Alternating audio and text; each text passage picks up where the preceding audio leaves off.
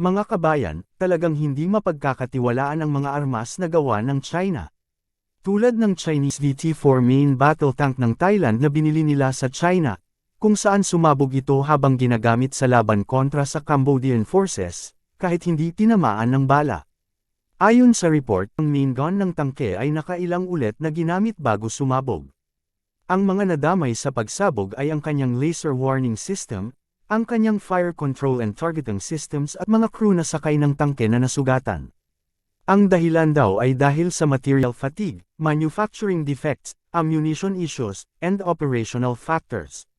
Pero patuloy pa rin ang pag-imbestiga para makonfirm kung ano talaga ang dahilan ng pagsabog.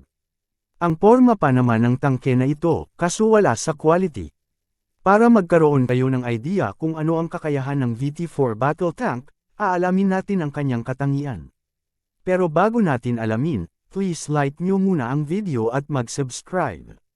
Maraming salamat po. Ang VT-4 battle tank ay tinatawag din na MBT-3000, ay isang third-generation Chinese main battle tank, designed specifically for export by Norinco.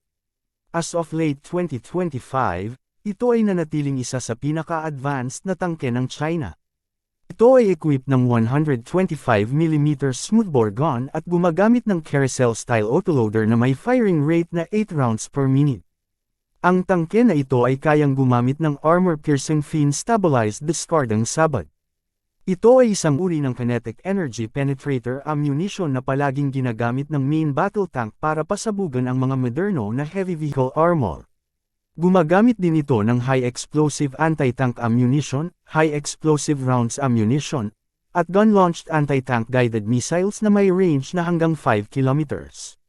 Ang secondary weapons ng tangke na ito ay 12.7mm remote weapon station, at 7.62mm coaxial machine gun. Para sa kanyang protection, ito ay mayroong composite armor at naka-FY4 explosive reactive armor, na dinevelop ng China para pigilan ang shape charge anti-tank rounds ammunition, sa pamamagitan ng pagpasabog ng kanyang internal explosive layer, at kaya din ito pigilan ang armor-piercing fin-stabilized discarding sabot rounds ammunition, kaya kung totoo ito matibay sana ang tangke na ito. Ang tangke na ito ay may lakas na 1,200 hanggang 1,300 horsepower turbocharged diesel engine.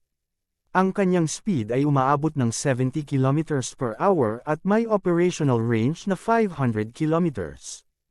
Ang VT-4 ng China ay nakadesign para makapagkompetensya sa Western tanks tulad ng Leopard 2 at Russian models tulad ng T-90S sa global market.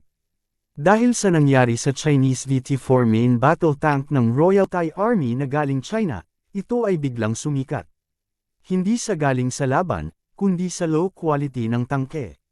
Siguro mahinang klase ng metal ang ginamit, hindi pang matagalan.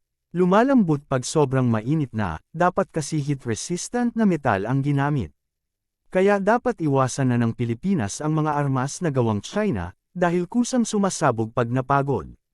Yun lang mga kabayan, maraming salamat sa time ninyo.